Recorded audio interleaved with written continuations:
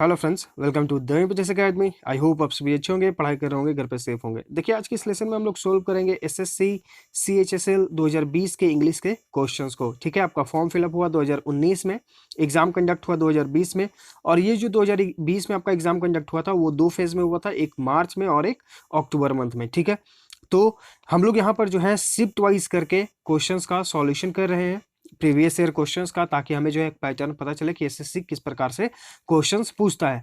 ठीक है, तो प्रीवियस ईयर क्वेश्चंस जो है आप सभी प्रैक्टिस करके जाइएगा। लगभग हम लोग यहाँ पर कोशिश कर रहे हैं 5 साल का करने का, क्योंकि हम लोग जो है ऑलरेडी एमबी पब्लिकेशन बुक से 2016 का हम लोगों ने कर लिया है। सबके से प्लेलिस्ट बने हुए हैं, आप चाहें तो आप हमारे प्लेलिस्ट सेक्शन में जाकर देख सकते हैं। ठीक है, इसके अलावा हम लोगों ने एमबी पब्लिकेशन बुक से 2019 किया है, 2018 किया है, 2020 अभी हम लोग कर रहे हैं, 2017 जो है रिमेनिंग है, और उसके बाद फिर जैसा भी और जो एग्जाम रहेगा वो सबको आपको यहाँ पर सॉल्यूशन दिया जाएगा। ठीक है, तो इसमें जो है आपको 2016 और 2019 में आपको पीटी और मेंस यानी कि सीजीएल मेंस में अगर आप अपियर होंगे 200 क्वेश्चन, सीपीयू मेंस 200 क्वेश्चन, तो आपको जो है वहाँ पे CPO mains, CGL mains, stenographer, CPO PT, CHSL PT, CGL PT सभी जो है क्वेश्चन वहाँ पर सॉल्यूशन कराए गए हैं।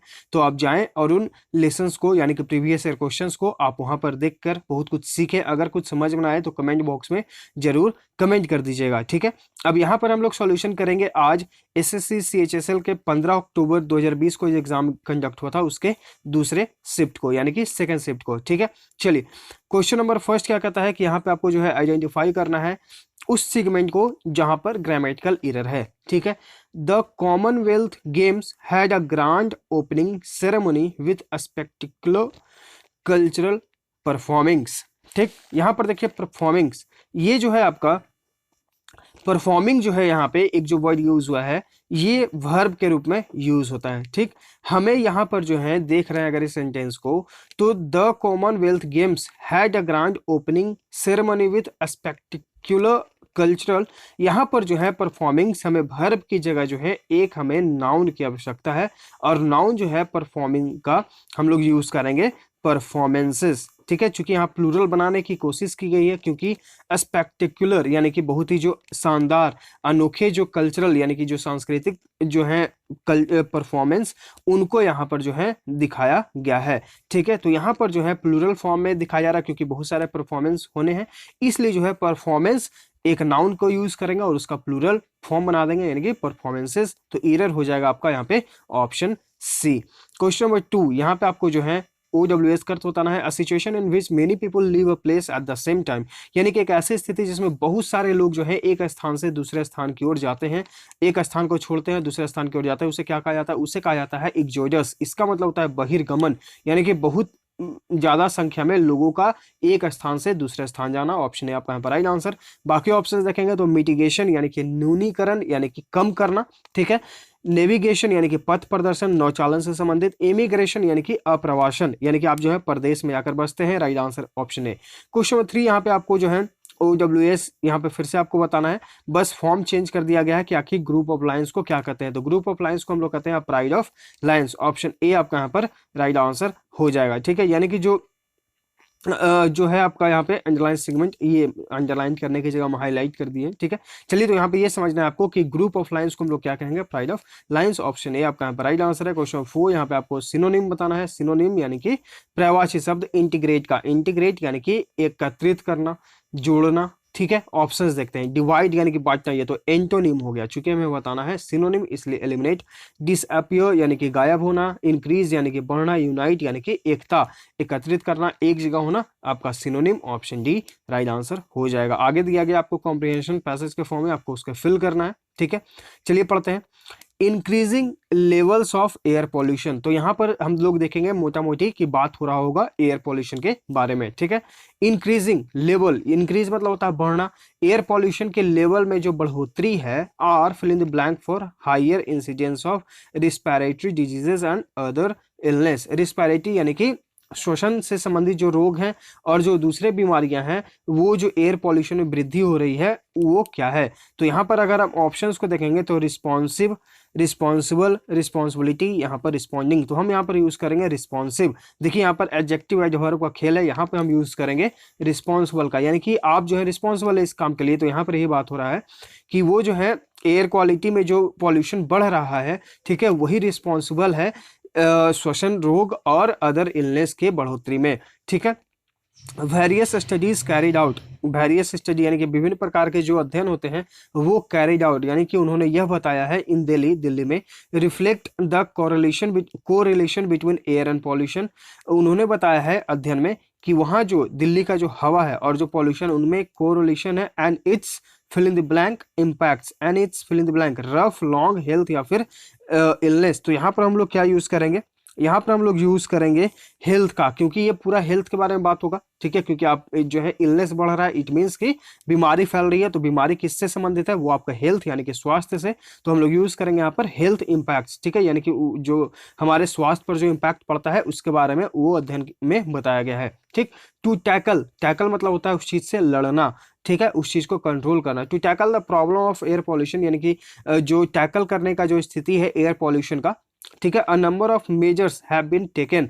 तो उसके लिए जो है बहुत सारे जो मेजर्स हैं जो है लिए गए हैं इन द पास्ट, मतलब कि भूतकाल में, सच एज स्विचिंग टू, जिस पर जैसा कि स्विचिंग टू, ऑप्शंस हैं गिल्टलेस, गिल्टलेस मतलब क्या हो गया, इसका मतलब हो गया बेगुनाह, राइटियस यानी कि नेक व्यक्ति, सच्चा व्यक्ति, इमाक्युलेट यानी कि त्रुटिहीन, क्लीनर यानी कि सफाई करने वाला, ठीक। तो यहाँ पर हम लोग यूज करेंगे सफाई करने वाला, switching to cleaner fuels, tightening vehicular emission limits, phasing out of old vehicles and maintenance of in use vehicles, closing or relocating, closing और रीलोकेटिंग ऑप्शंस हैं, पॉल्यूशन, पॉल्यूट, पॉल्यूटिंग या फिर पॉल्यूटेड। तो हम लोग यहाँ पर यूज करेंगे ऑप्शन सी यानी कि पॉल्यूटिंग का, यहाँ पे हमें एक वर्ब की जरूरत है।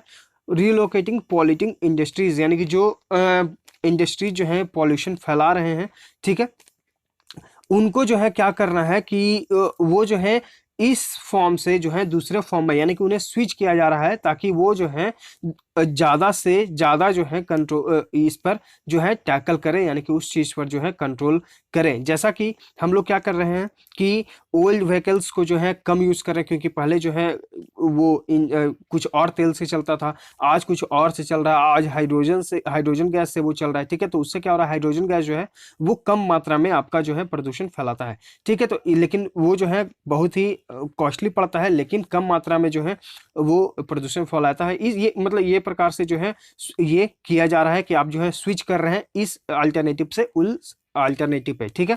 प्लांटेशन हम लोग कर रहे हैं, मतलब कि इस तरह की जो एक्टिविटीज हैं वो चल रही हैं।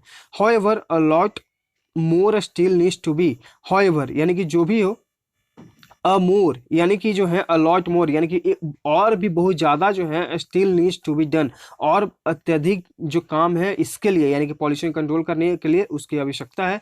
इफ द कैपिटल यानी कि जो राजधानी है desires to fill in the blank clean air, desires to fill in the blank breaths, breathe, breath या फिर ब्रीथ इट। तो यहाँ पर हम लोग क्या यूज़ करेंगे, यहाँ पर हम लोग यूज़ करेंगे ऑप्शन सी यानी कि ब्रीथ, यानी कि जो कैपिटल है, ठीक है, वो डिजायर्स है कि हम लोग जो है क्लीन हवा यानी कि साफ हवा को जो है सांस ले, ऑप्शन सी आपका यहाँ पर राइट आंसर हो जाएगा, ठीक। क्वेश्चन नंबर 10 यहाँ पे आपको फिल इन द ब्लैंक करना है।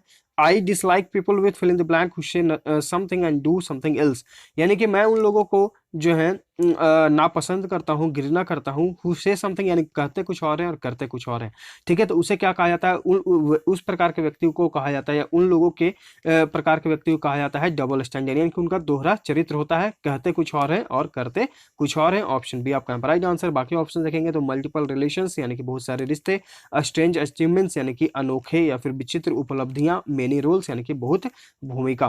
क्वेश्चन वाले में आपको जमल सेंटेंस दिया गया है, उसे आपको जो है सही फॉर्म में अरेंज करना है, इसका आपको आंसर बताना है कमेंट बॉक्स में कमेंट करके, ठीक है। अगर आप प्रीवियस ईयर क्वेश्चंस को खुद से प्रैक्टिस कर रहे हैं, चीज़ों को समझ रहे हैं, अगर आप रेगुलर हमारे साथ जुड़े हुए हैं और प्रीवियस लेसन्स को अच्छे से फॉलो कर रहे हैं, तो आपको जो है समझ में आ गया होगा, क्योंकि हम लोग बहुत सारे दिनों से जो है इस चीज़ पर जो है काम कर रहे थे। PQRS कैसे बनाया जाता है, कैसे हमें कनेक्ट करना होता है, ये हम ऑलरेडी बहुत सारे लेसन्स में आपको बता चुके हैं। तो अगर आपको समझ में आ रही है बातें तो प्लीज़ कमेंट बॉक्स में उसका आंसर बताइएगा। क्वेश्चन 12 में यहाँ पर आपको इडियम का अर्थ बताना है। नॉट मीन्स योर वर्ड्स, इसका मतलब क्या होता है, इसका मतलब होता है कि स्पीक कैंडिडली एंड डायरेक्टली, यानी कि आप जो है अपने जो आपका जो भी मत होता है, आपका जो भी सोच होता है, वो आप सबके सामने एकदम क्लियरली रखते हैं। से वर्ड्स देन आर कंफ्यूजिंग, आप कुछ ऐसी चीजें करते हैं जो कंफ्यूजिंग है, जो मतलब कि उलझन में डालता है, ठीक है, परेशान करता है। ईट अ लॉट क्लम्सली, यानी कि आप जो है भद्देपन के साथ खाते हैं। क्लम्सली मतलब होता है अनाड़ी, अनाड़ीपन, भद्दापन, ठीक है, ये भी eliminate. State your opinion clearly, यानी कि आप अपनी बातों को एकदम स्पष्ट रूप से रखते हैं। ऑप्शन सी यहाँ पर right answer. Not to have clarity, यानी कि आप क्लियरिटी नहीं रखते हैं। ऑप्शन सी यहाँ पे राइट आंसर। यहाँ पर देखिए नॉट लगेगा है, इसका ही अर्थ होता है कि आप अपनी बातों को स्पष्ट रखते हैं, ठीक है। तो ये वाला ऑप्शन भी देखिए, इसलिए आपको यहाँ पर फंसाने के लिए दिया गया है नॉट टू हैव क्लियरिटी, और यहाँ पर दिया गया कि हैव क्लियरिटी। तो ये दोनों में अंतर है, ठीक है। तो ये आपका क्लियरिटी स्पष्ट नहीं रखता, और यहाँ पर इसका जो अर्थ है वो है आपका स्पष्टता से अपनी बातों को रखना। क्वेश्चन नंबर 13, यहाँ पे आपको डायरेक्ट इनडायरेक्ट स्पीच में चेंज करना है। Rohan said to me Sandeep made me a new year greeting card for his teacher. Said to, इसको हम लोग किस में चेंज करते हैं? टोल्ड में चेंज करते हैं, अगर ये पास्ट हो, और प्रेजेंट हो तो टेल में, ठीक। तो अगर आपको ये पता है तो ऑप्शंस देखिए। ऑप्शन ए आपका है टोल्ड, ठीक। ऑप्शन बी आपका है वाज, एलिमिनेट। यहाँ देखिए सेड, एलिमिनेट। ऑप्शन डी आपका मेड, एलिमिनेट। तो राइट आंसर आपका ऑटोमेटिकली ऑप्शन ए हो जाएगा। एक सिर्फ एक वर्ड से आप जो है अपने आंसर पे आ सकते हैं, अगर आपको रूल्स याद हैं, ठीक है। तो अगर आपको डायरेक्ट इनडायरेक्ट स्पीच में अगर कोई प्रॉब्लम है, जिसे हम लोग नारेशन भी बोलते हैं, तो आप हमारे Telegram channel the MPTC academy को ज्वाइन करिए। उसके सर्च आइकन में जाकर सर्च करिए नारेशन, आपको वहाँ पे नारेशन का एक पीडीएफ मिलेगा, आप उस पीडीएफ को पढ़ लीजिए। सारे कॉन्सेप्ट जो हैं एकदम क्लियर हो जाएंगे, ठीक है। और उसके अलावा जो है हमारे टेलीग्राम चैनल पे आपको डेली जो है सिनोनिम्स और एंटोनिम्स के जो है पीडीएफ शेयर किए जा रहे हैं, ठीक है। इस प्रकार से डेली आपको मिल रहा है। डेली हम लोग 25 क्वेश्चंस यहाँ पर याद कर रहे हैं, यानी कि डेली 25 वर्ड्स जो कि एमबी पब्लिकेशन से हैं, और सारे प्रीवियस ईयर क्वेश्चन जो कि इंपॉर्टेंट है सब आपको वहाँ पर शेयर किया जा रहा है। तो आप हमारे टेलीग्राम चैनल को ज्वाइन करके उसे डाउनलोड करके पढ़िए। क्वेश्चन फॉर यहाँ पे आपको अंडरलाइन सेगमेंट में इंप्रूवमेंट की जरूरत है तो करें, नहीं तो फिर नो इंप्रूवमेंट ऑप्शन के साथ जाएं। Why did the teacher ask all four of you to stay back in class in the break? Why did the teacher? did यहाँ यूज, यानी कि अब हम वर्ब का फर्स्ट फॉर्म यूज करेंगे। तो ऑप्शंस देखिए, ऑप्शन डी एलिमिनेट, ये एलिमिनेट, ठीक। उसके बाद जो है अब रिमेनिंग है नो इंप्रूवमेंट और ऑप्शन सी। अब यहाँ पर देखिए ask all four of you to stay back in class in the break, ठीक। तो ऑल फोर यानी कि तुम चारों को जो है टीचर ने क्यों कहा क्लास में रुकने के लिए ब्रेक के समय में। तो इस सेंटेंस में जो है कोई भी इंप्रूवमेंट की जरूरत नहीं है। हम जाएंगे ऑप्शन ए यानी कि नो इंप्रूवमेंट वाले ऑप्शन के साथ। ऑप्शन सी में अगर हम देखेंगे तो आस्क यू ऑल फोर, ये जो है एक एप्रोप्रिएट यूज नहीं है वर्ड्स का, इसलिए जो है ये एलिमिनेट हो जाएगा। यहाँ पे हमें ऑल ऑफ यू, जिसे हम लोग बोलते हैं ऑल ऑफ यू, यानी कि तुम सभी, ठीक। तो यहाँ पर जो है ऑल फोर यानी कि तुम चारों को जो है यहाँ पर रुकना है। तो ऑल ऑफ यू का मतलब हो गया तुम सभी, यहाँ पर चार लोगों के बारे में बात हुआ, इसलिए ऑल फॉर ऑफ यू, ठीक। तो यहाँ पे आपका नो इंप्रूवमेंट ऑप्शन है। क्वेश्चन 15, यहाँ पे आपको एंटोनिम यानी कि विपरीत बताना है डिसेबल का।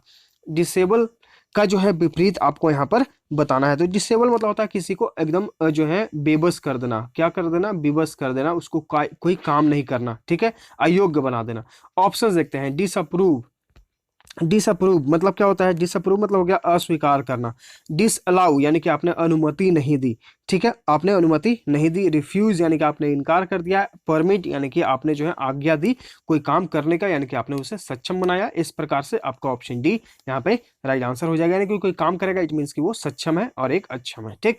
क्वेश्चन नंबर 16, यहाँ पे आपको फिल इन द ब्लैंक करना है। The fill in the blank enter the house in disguise saying his uncle lived there and robbed the place. यहाँ पर देखिए the fill in the blank entered, यानी कि कोई व्यक्ति जो है यहाँ पे इंटर कर रहा है। तो यहाँ पे कोई व्यक्ति यानी कि हमें नाउन एक पहचानना है। तो यहाँ पर जो नाउन है वो है आपका ऑप्शन डी यानी कि टेक्नीशियन।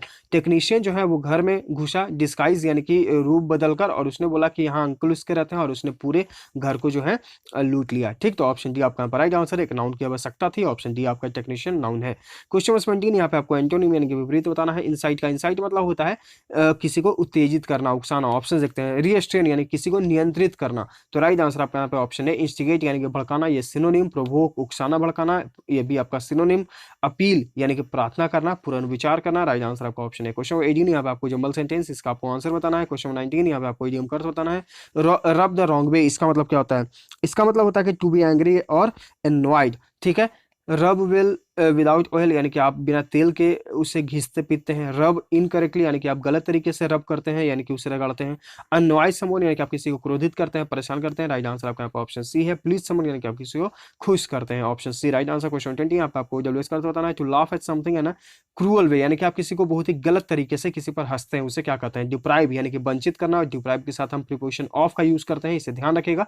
इसका मतलब होता है वंचित करना, ठीक। डिसाइड यानी कि निश्चय करना। डिराइड यानी किसी का मजाक उड़ाना, उपहास करना। राइट आंसर आपका यहाँ पे ऑप्शन सी है। और आपका जो वर्ड है डिफाई, डिफाई मतलब होता है अवहेलना करना, उपेक्षा करना। राइट आंसर आपका यहाँ पे ऑप्शन सी। क्वेश्चन 21 यहाँ पे आपको पैसिव वॉइस में चेंज करना है। I use jaggery, subject verb का फर्स्ट फॉर्म, जैगरी यानी कि प्रेजेंट, तो प्रेजेंट इंडिफिनिट हम लोग is am are plus verb का थर्ड फॉर्म यूज करते हैं। तो ऑप्शंस देखिए, इज प्लस वर्ब का third form, is being, eliminate, have been, eliminate, eliminate. Right answer आपका ऑटोमेटिकली ऑप्शन ए हो जाएगा। तो अगर आपको रूल से आते हैं, आप अपने ऑप्शंस को एलिमिनेट करेंगे, राइट आंसर पे आएंगे। तो अगर आपको वॉइस या टेंस में किसी प्रकार की दिक्कत है तो आप डिस्क्रिप्शन बॉक्स में या फिर हमारे प्लेलिस्ट सेक्शन में जाएंगे, वहां पे आपको एक प्लेलिस्ट मिलेगा एसएससी 45 डेज प्लीज, उसमें आपको टेंस और वॉइस दोनों साथ साथ बताए गए हैं। क्वेश्चन 22 यहाँ पे आपको रॉन्गली स्पेल्ड को चूज करना है। प्रोविजन, प्रोविजन मतलब क्या होता है? प्रोविजन मतलब होता है प्रावधान, ये आपका करेक्ट स्पेल्ड है। प्रमोट यानी कि पद में उन्नति होना, बढ़ावा देना, ये भी आपका करेक्ट स्पेल्ड है। अटैक्ड यानी कि आक्रमण होना, ये भी आपका करेक्ट स्पेल्ड है। क्लेरिफाई, क्लेरिफाई, ठीक। तो यहां पर जो आपका राइट आंसर है वो है आपका ऑप्शन डी, CLARIFY, क्लेरिफाई। इसका मतलब होता है स्पष्ट करना। ऑप्शन डी यहाँ पे राइट आंसर। ई को यहाँ से रिमूव करना होगा। क्वेश्चन 23 यहाँ पे आपको फिर से रॉन्ग स्पेल्ड को चूज करना है। यहाँ पर जो आपका आंसर है वो है आपका इंटरफेयर, इंटरफेयर, ठीक। इसका मतलब होता है हस्तक्षेप करना, FER यहाँ पे करना होगा। ऑप्शन है आपका यहाँ पर राइट आंसर। सिलेक्शन यानी कि चयन, इलेक्ट्रेट यानी कि निर्वाचन मंडल या फिर मतदाता जिसे हम लोग बोलते हैं, जो चुनाव के समय वर्ड यूज होता है। एक्रिमोन यानी कि चिड़चिड़ापन। राइट आंसर ऑप्शन है। क्वेश्चन 24 सिनोनिम यहाँ पे आपको बताना है। टॉलरेंस यानी कि सहने की शक्ति होना, ठीक है। इंड्योरेंस मतलब भी होता है सहने की शक्ति होना। राइट आंसर आपका यहाँ पे ऑप्शन है। इंड्योरेंस मतलब टिकाऊ भी होता है, यानी कि वो सह रहा है, इट मीन्स कि वो टिकाऊ है। ऑप्शन है आपका यहाँ पर राइट आंसर। इम्पेशेंस यानी कि बेसब्र होना। ऑपरेशन यानी कि सताना, किसी को उत्पीड़न करना। अग्रेशन यानी कि आक्रामकता। राइट आंसर आपका यहाँ पे ऑप्शन है। क्वेश्चन 25 यहाँ पे आपको ग्रामेटिकल एरर को फाइंड आउट करना है। My domestic help was taking ill the day I had a party in my house. I had, ठीक, I had a party in my house, ये पूरा सेंटेंस पास्ट हो रहा है। और ये देखिए आई हैड अ पार्टी यानी कि मेरे घर में एक पार्टी थी और इसलिए जो है मुझे डोमेस्टिक हेल्प मिला था, ठीक। तो मिला था, तो यहाँ पर जो ये सेंटेंस कॉन्टिन्यूअस में कोई भी सेंस नहीं कर रहा है। एरर आपका यहाँ पे ऑप्शन बी हो जाएगा। यहाँ पर जो है माई डोमेस्टिक हेल्प, यहाँ पर जो है वाज टेकिंग की जगह आपको यूज करना है टुक का, यानी कि वर्ब का सेकेंड फॉर्म, ठीक। ऑप्शन बी आपका यहाँ पर राइट आंसर हो जाएगा। तो ये है सेकेंड शिफ्ट के इंग्लिश के क्वेश्चंस का डिटेल में solution, question number 1 to 25। I hope आपको हर एक क्वेश्चन समझ में आ रहा होगा। तो लाइक करिए, शेयर करिए। अगर आप चैनल पहली बार विजिट कर रहे हैं तो चैनल को सब्सक्राइब भी कर लीजिएगा, ताकि आपके पास नोटिफिकेशन जाता रहे और अपडेट आप होते रहें। और इसके अलावा जो है आपको इंग्लिश का प्रैक्टिस सेट भी दिया जा रहा है हमारे टेलीग्राम चैनल पे, उसका PDF मिलता है। और यूट्यूब पे आपको जो है सॉल्यूशन भी दिया गया है उसका पार्ट 1 का, ठीक है। तो PDF को डाउनलोड करने के लिए आप हमारे टेलीग्राम चैनल को ज्वाइन कर लीजिए, वहाँ पे आपको PDF जो है ऑलरेडी शेयर किया जा चुका है, ठीक है। हम लोग मिलते हैं आगे के लेसन्स में। Thank you.